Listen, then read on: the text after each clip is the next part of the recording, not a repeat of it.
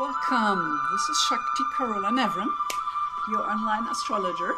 And if you have been following me here for a while, you know that I do a lot of forecasts, like the weekly forecast we're going to do today. I do the daily, like 1 minute snippets on Instagram, and I have it on my Facebook page. So if you're interested in learning about astrology and to get inspired, I want you to go and sign up for your newsletter so I can keep you in the loop for upcoming forecasts. Hi Anne, good to see you.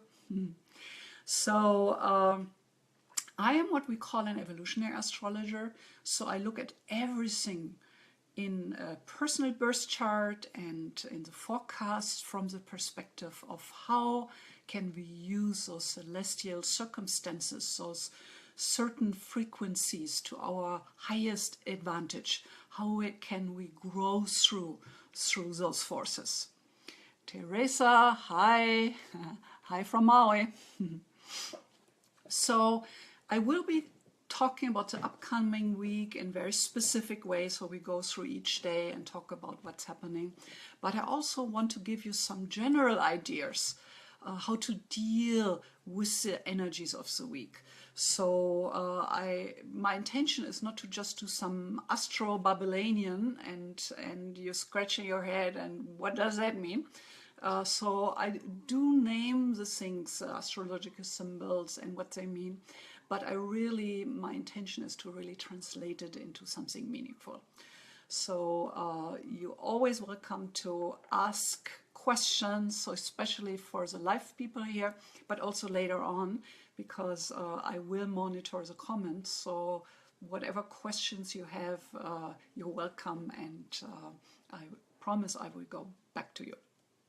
Okay, so if you want to sign up for my newsletter or check me out more, my website is mauiastrologyreading.com.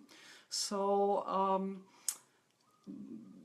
I'm doing this forecasts for you to inspire you, to teach you a little bit about astrology, because I have had so much astrology. I'm doing astrology for 38 years. And I have had so many experiences in my own life and with clients where that shift of consciousness, that higher perspective, made all the difference in the world. So I just want to get the word out there and spread the information, because if you know about astrology, you can really choose better, make higher intention decisions. So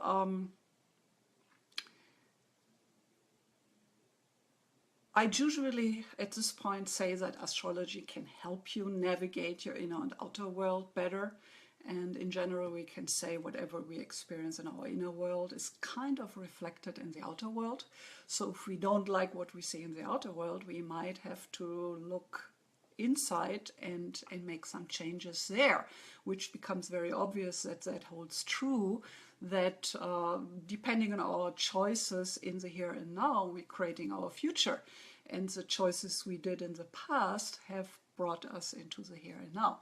So I think it's kind of obvious that there is a connection between our inner world, our consciousness, and how from that set point we create life out there.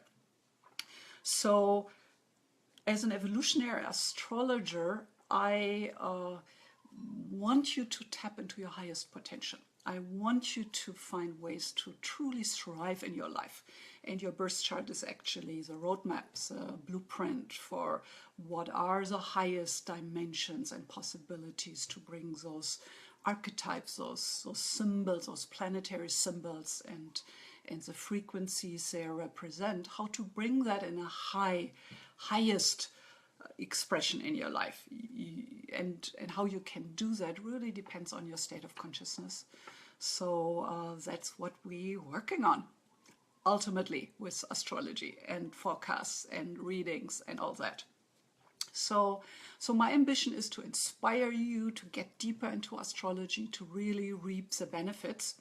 And I do individual readings, but I'm also a teacher. So I have a teaching program where I teach you how to learn about evolutionary astrology.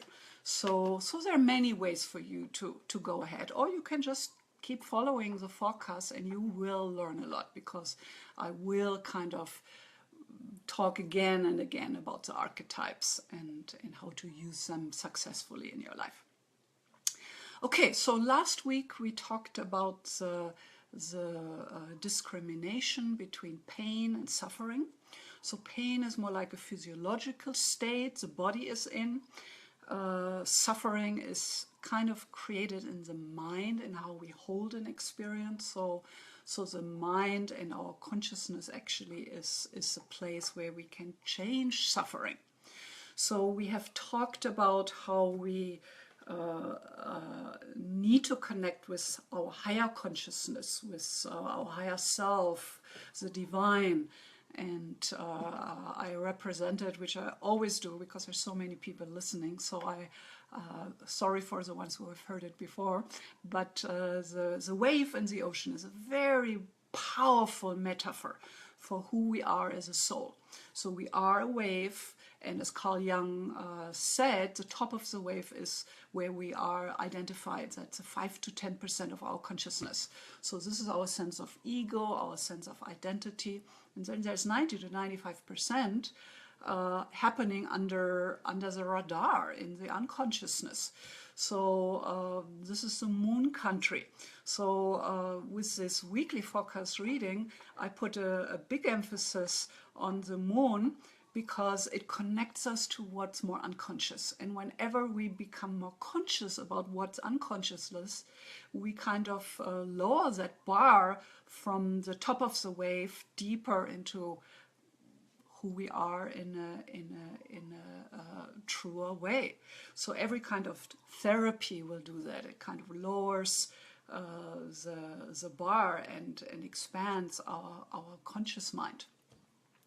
So we talked about that the ocean consciousness, Jung calls the collective, I call the divine, the morphogenetic field, God, goddess. That's the field of highest consciousness and the field of consciousness of all that is. That's that sense of oneness.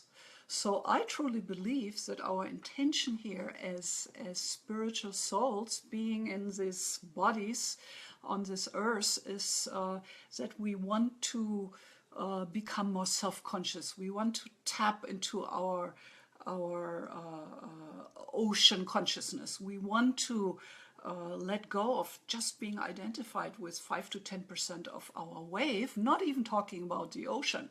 So I truly believe that's what we're here for, to integrate more and more and higher potentials of consciousness. And astrology is just a wonderful way to do that. So we talked about that suffering ultimately has to do with the stories and 5 to 10% of identification. This is me, this is my problem, this is my story. So just by doing therapy and lowering the bar, we can step out of the story, so we can alleviate suffering and pain. But even connecting deeper down into the collective, which is ruled by Pluto, Neptune, Uranus, this is where true healing and true expansion is happening. So waking up is actually just that. So you shift your identification point from the top of the wave down to the ocean, to the sense of oneness, which is the highest consciousness perspective we can hold. So last week we talked a little bit about how we can touch into the ocean consciousness. And we talked a little bit about yoga as a journey to do that. Yoga is actually a spiritual path, not just an exercise system. Tai Chi, meditation, or astrology, these are all very valid ways to shift into a deeper, more expanded state of consciousness. And in general, everything what helps you to slow down, to get out of the busy mind, will help you to connect to something bigger than just your ego perspective. So this week we have the Moon in Sagittarius and Capricorn, then Aquarius and Pisces and Aries. So I talk about Aries separately, but the other signs, Sagittarius, Capricorn, Aquarius, Pisces, are signs where we ask questions about meaning in life, where we want to have a deeper understanding of what drives our life, how we can live more successful and happy, and how we can integrate as an individual being with something bigger, more meaningful. And I know I've talked about the 6 needs as described by Tony Robbins, and he talks about the 6 needs as a need to grow. And I think that need to grow is to grow into something bigger than just that ego perspective. Because if we only identify it up there, we feel very much an outsider. We feel alienated. We don't feel connected. So it's not a comfortable place to be just identified with our ego and the ego fears. So you want to learn some measure, some way to tap into the ocean. Music is a wonderful way, dancing.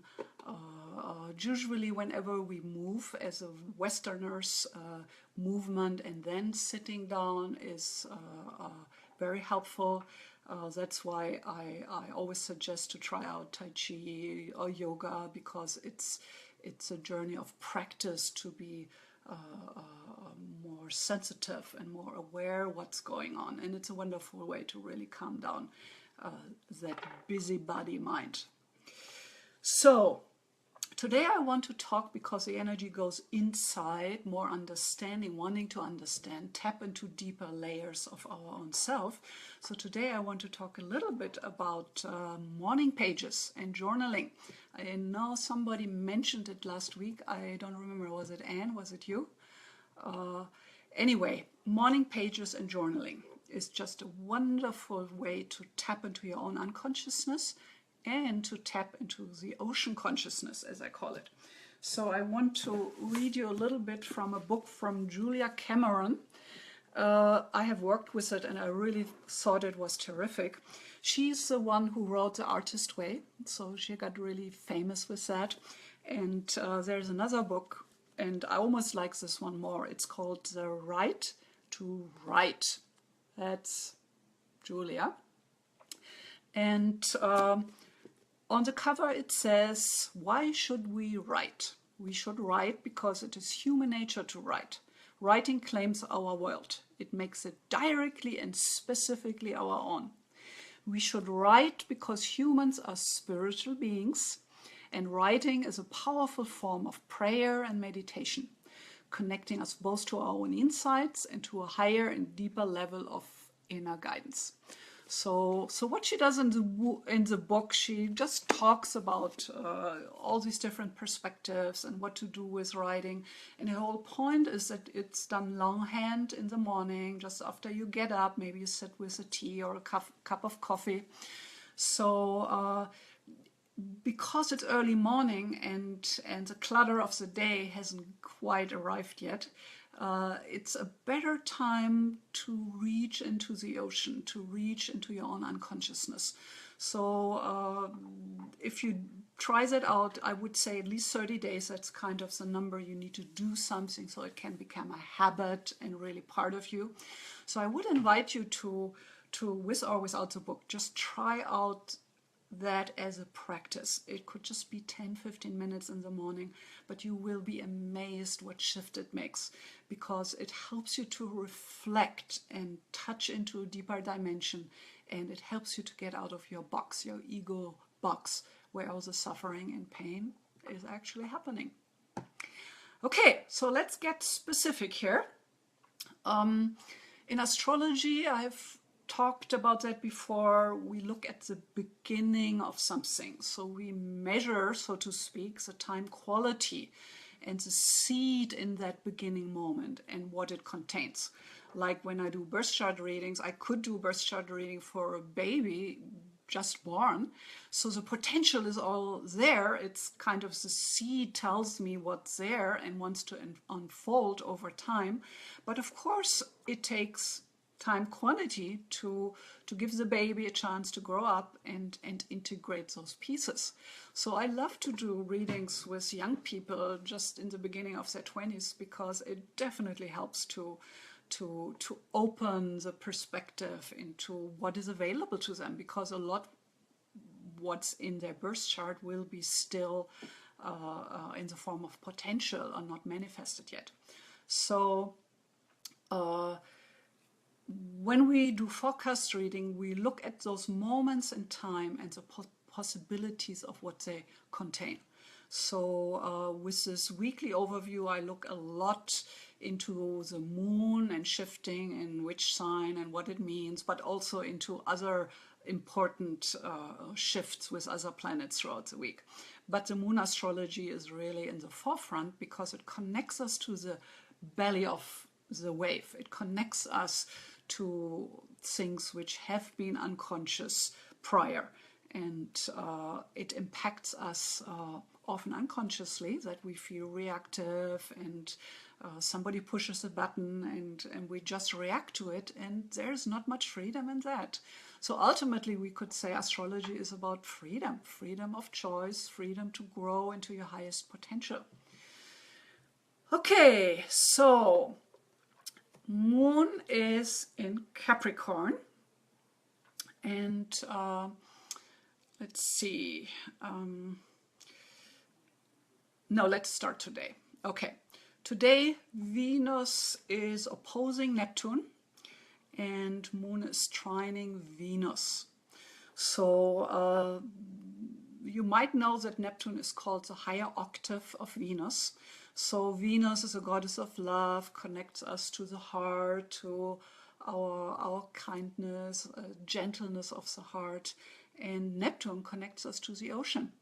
So that's why Neptune ultimately describes the ocean consciousness, that heightened, expanded state of oneness and connection, which is the bigger truth, because the wave is ultimately the ocean.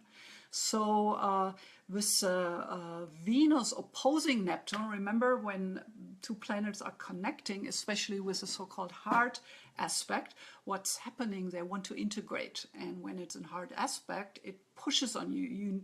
It's in your face, so you don't have a choice. You need to do something. So the only choice you have, do you do it low end or high end?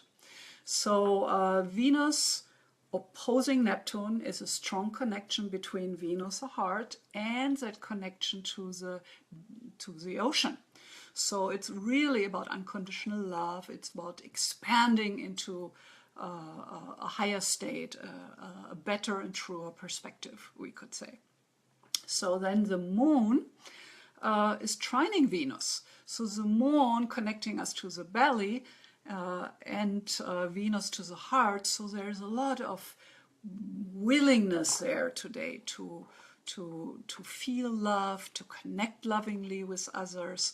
So it's a wonderful day for Sunday to have some loved ones over, hang out with friends or family, do something, interact, give that Venusian quality. Everybody has that ability to love and connect. Give it an expression. Today you have the invitation to do that quite nicely. Monday the 15th. So moon conjuncts Pluto, squaring Uranus. So again, that starts the week off with quite a bang there. So moon connecting us with the inner world, the belly of the wave. Pluto, the ruler of the underworld, what has been unconscious, not just personal, but even deeper, unconscious, a collective unconscious. So moon conjuncting Pluto, bringing those energies together, squaring Uranus, the god of lightning. So you can expect there might be some outbursts, you feel irritated, you feel pushed on, you feel reactive, you might step out of the situation. That could be Uranus. So one way to look at the outer planets, Pluto, Neptune, Uranus, is that they represent perspectives which are bigger than just personal. So whenever we touch Pluto, Pluto brings up what we just ready to deal with. So, and often when Pluto is in the picture, it is not just our own stuff. So you might feel surprised and wondering if you have some alteration on Monday, is it really my stuff, or I just connected with a bigger picture and connected with a morphogenetic field of emotional feelings. And that holds true for all of us, but it's kind of activated on Monday. And there's a lot of fear in the morphogenetic field these days. I mean, with two presidential candidates out there, one is crazy, one is, I don't know how to call her. So there's a choice between evil and evil. So that is scary, that is fear-provoking. So the question always comes back to how do we navigate that, how we find a way to balance our own sense of self, and it is happening in the heart. So when we look at the chakra system, the heart is the middle chakra between the three upper and the three lower chakra. So true transformation, that alchemical process, is happening in the heart. So learning about the heart, learning what it really means, unconditional love, learning what it means to be consciously part of something bigger. That goes a long way, always, and especially on Monday. Okay, Tuesday 16th, Moon enters Aquarius, which kind of heads us towards the full moon on Thursday. So I really want to inspire you to get that link. I have done a full moon video, just 16 minutes, to get a little deeper into the Aquarius full moon. The full moons are always kind of important because they shed so much light. It's such an opportunity to look deeper into our own sense of self. And Aquarius is a sign of the revolutionary, the rebel, the one who pushes evolution forward. We would still live in the caves without Uranus and the sign of Aquarius. So whenever the moon is in Aquarius, which it is once a month, that's a day where we feel more spunky, where we feel more oriented towards our inner self and our own inner guidance. So ultimately, Aquarius is always about integration and individualization. So that's why in the birth chart, when you have planets in Aquarius, you usually feel more comfortable around those inner aspects over time. Because when you're young, when you're in high school, all you want is to fit in. You want to be cool, you want to sit with the cool ones. So if you feel alienated and different and not quite belonging, so younger you are, so harder that will be. So over time we learn that if we find like-minded, weird, genius, colorful souls around us, it helps us to step into our own true, honest self-expression. So that's the invitation of the moon in Aquarius, and especially strongly emphasized with the full moon coming up on Thursday. Okay, Wednesday the 17th, Venus trining Pluto. Okay, so we have talked about Pluto brings up into our consciousness something what has been unconscious. So here it's doing that in an easy, harmonious, flowing way. That's what trine means. So it's more like a very subtle knock at the door. You don't have to open it like it's a square or an opposition or a conjunction, but it's an invitation to deal with something before the house falls down over your head. So Venus, your heart, your ability to love, to connect, to interact, to bring beauty to the world, to perceive beauty, goes a long way towards healing, I believe. If we are able to perceive beauty and add beauty to the world, that usually points towards a very strong Venus in the chart. So when Venus is connecting with Pluto, there is something new which wants to rise up, a new way of doing relationship, being in a relationship, asking for your needs in a relationship. And because it's a trine, it's not really pushing very hard on you, but it invites you. So Wednesday could be a day where you do something beautiful. You might go out and do a dance workshop. Here on Maui we have Dance Your Prayers, which is a beautiful way to dance and be in the moment and be in a group and feel that connection with a bigger field of energy. So that would be one way to work it. Okay, then Thursday there is that full moon in Aquarius. It's happening at 26 degrees at 2:26 a.m. Pacific Standard Time. And later that day the moon will enter Pisces. So usually the full moon is impactful for all of us, but especially if you have planets in the sign of Aquarius or other air signs, or if you have something opposing or squaring it in your chart. So you always want, with this kind of general forecast, see how it correlates back to your personal chart. That's why I'm offering to give you your free chart if you sign up for my newsletter, because then you have your chart, you know where all your planets are, and then you can just correlate back what we discuss here into your personal chart. So don't forget to watch the 16-minute video here. Friday the 19th. So the moon squares Saturn and conjuncts Neptune. So first of all, the conjunction to Neptune, that is kind of very similar in energy. So moon relating to the belly of the wave, Neptune relating to all that is, to the ocean. So it kind of opens us up to a different state of consciousness, a different perspective. And it opens us up to be more intuitive or psychically guided. You might have strong dreams that day. And that's why I talked about the right to write, the journaling today, because that's a powerful way to keep that channel open to those deeper dimensions. And then the square to Saturn, again, Saturn wants you to climb the mountain, to do the great work, but also to gain clarity. So Saturn is a no bullshitter of the planets. So something might become clear after it rises up out of the unconscious on Friday.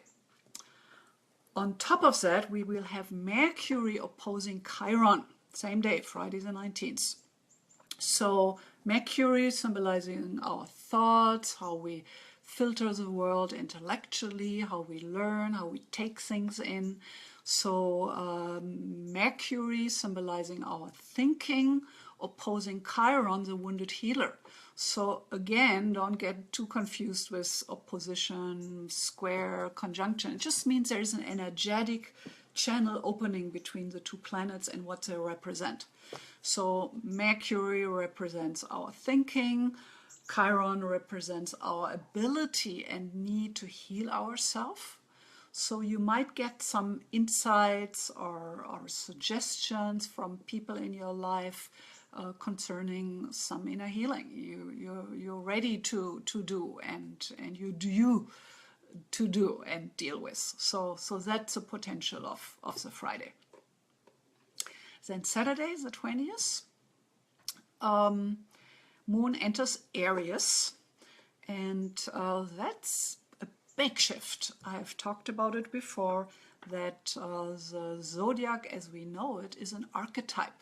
It's an archetype for evolution. And in the Western astrology, we correlate that back to the seasons. So Aries starts with spring equinox. So it's symbolizing that beginning of a new circle of evolution and learning. So that circle starts with Aries, with that fire starting out. The seed is kind of starting to make its way through the soil. And then we go through all those steps, learning something different in every sign. And then we end with the 12th sign, with Pisces. So Pisces is a sign of integration. Pisces is a sign of the connection to the ocean. So I believe the biggest shift in the chart is really when the moon comes from being all expanded, all connected with something so much bigger, which can be actually very ecstatic and joyful to tap into the ocean and to have that connection. But then it steps into Aries. So Aries is kind of me. What do I need? Who am I? So Aries is the warrior, the pioneer, the one who needs to take action, the one who needs to tap into some passion on the high end. So Aries low end is abuse, violence, war, that kind of nasty stuff. High end Aries is a warrior, the one who has passion to care for weaker people and make a change and shift in the world for the better. So that energy will be available on Saturday, that we feel some spunk, we feel some fire coming up. And then it conjuncts Chiron. So again, whenever Chiron is in the picture, it's about healing. So and then the Aries quality means take action, do something about your insights, not just think about something. That's why I like the idea of journaling, because journaling is always kind of part manifesting. So, and then the moon opposes Mercury and Jupiter. Mercury, understanding, so we will have a channel going from our conscious mind into our unconsciousness. And Jupiter always wants to look at the bigger picture. What's meaningful here? So Jupiter is the one who wants us to push our boundaries and expand. So I think that's going to be a great day to do things different than usual. And then Sunday, the 21st, we have a moon square Pluto. Remember, we started out on Monday, moon conjunct Pluto, and on Sunday it will be moon squaring Pluto. So we kind of end the week with a similar theme, but because we already confronted it on Monday, hopefully in a good way, we integrated something deeper, we connected with a more authentic sense of self and expression. So then the Sunday will go easier. If you haven't quite done the work on Monday, then the Sunday will be a little more stronger and maybe extreme in bringing something up for you to really look at, and with that be able to integrate. So, Anne writes, gratitude journal. Yeah, I love Julie Cameron's work. It's a wonderful way to really get in contact with those deeper levels of consciousness. And hi, Karina, nice to see you. Yeah, it's always great to just put out the sun, ascendant, and moon sign if you know it. If not, get it on my website. Part of this regularly focus is I want to create this kind of tribe online. I mean, we could expand internationally, and I want to get together with people who I can inspire and who are in resonance with my frequency. So ultimately you want to check me out to see if I'm the right person for you to do an individual reading or to become your teacher. Next month, as a preview, I'm launching Evolutionary Astrology Introduction, 20 hours of video teachings and lots of bonuses. So that's coming up. So you want to make sure you like the way I look at things and gain that overview, which enables you to have a more self-expressive and happy, joyful life where you can truly thrive. So that's my intention with all the astrological work I'm doing. So I know some people are really interested in the gemstones. I have been a jeweler for many, many years and an astrologer, so I've even written a book about jewelry and gems for self-discovery, where I relate back the frequencies and personalities of the gemstones and how we can use them to support certain areas in the chart. So let's see, for this week, because the Big Bang is a Moon, Pluto, Uranus connection, so I would say that's the most important and urgent, where we want to have a little extra support. So Pluto, Uranus and Neptune stone, helping the balance, helping that deeper connection, would be opals and would be Herkimer diamond. I love the Herkimer diamond because it's such a, where do I have it? Wonderful stone. It disappeared. Okay, no, here. This is a Herkimer diamond. It's not a very clear one, but you can see how the ends are almost sitting without a belly. One is plus, one is minus. That's why every double terminated crystal is balancing between the opposing signs. So this is kind of a phantom double terminated crystal. And you can see how long the belly is. So even if it does balance between plus and minus and gives us that equanimity, the Herkimer diamond does it even better because it's kind of coming closer together. It's even more balanced and together.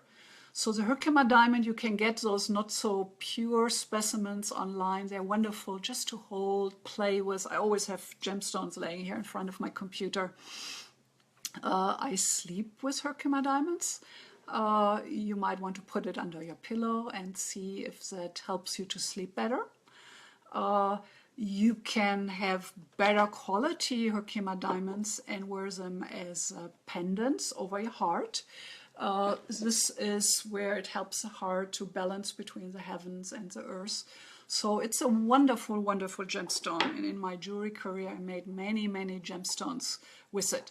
I've sold out all my Herkimer diamond pendants, but now I'm just doing these little glass drops where you have a loose Herkimer diamond in it. I don't have it here right now, but I'll show you next week if you remind me.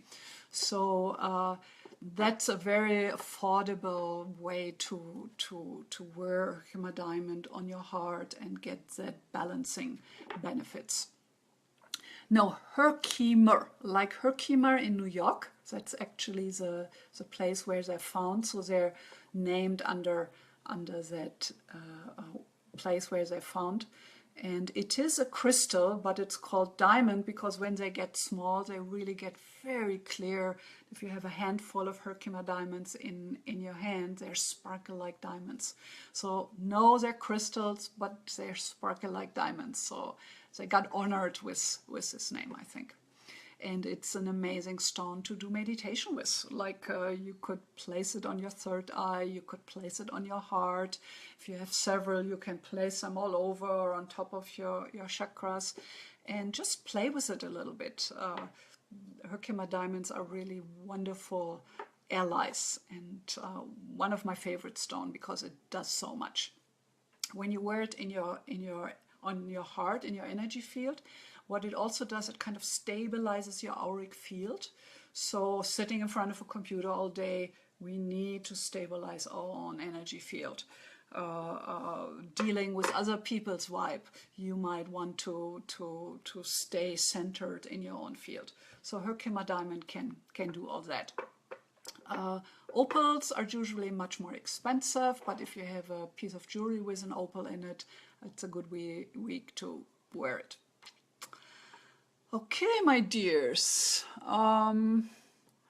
So, thank you. Yeah, and I think it should get better today. Today, remember the Venus-Neptune energies, so I would suggest if you felt like in a funk, do something which connects you deeper and you could just go out for a walk in nature. That's usually a good way to do it. Dance, sing, paint, whatever, make music, whatever your way is. I mean, this is really why I give you all these different suggestions, because over time I want you to find something what really works for you. And of course that's based on your chart, but yeah, trying things out goes a long way. Okay, my dears, so any questions? Also for people who came later and haven't seen me before, I'm always open to hear your suggestions and what you really would like me to talk about, because I'm still kind of trying to find the perfect weekly power forecast to make it interesting and juicy enough for people who come back, but also go to the basics, like explaining about the wave, because I think it's so helpful to have that concept and that metaphor in the back of our mind, because it explains so much and it helps us to get disentangled from the story, from the 5 to 10%. And of course it makes sense that our soul wants us to inhabit all what is available to us, to grow into our highest potential. Okay, so my dears, if there aren't any questions, I'm gonna finish up. Thank you so much for coming and visiting me. It's so much better than just talking into the screen. So yeah, I'm kind of dependent on some feedback, and please like and share the videos if you want to support me and think this is valuable material.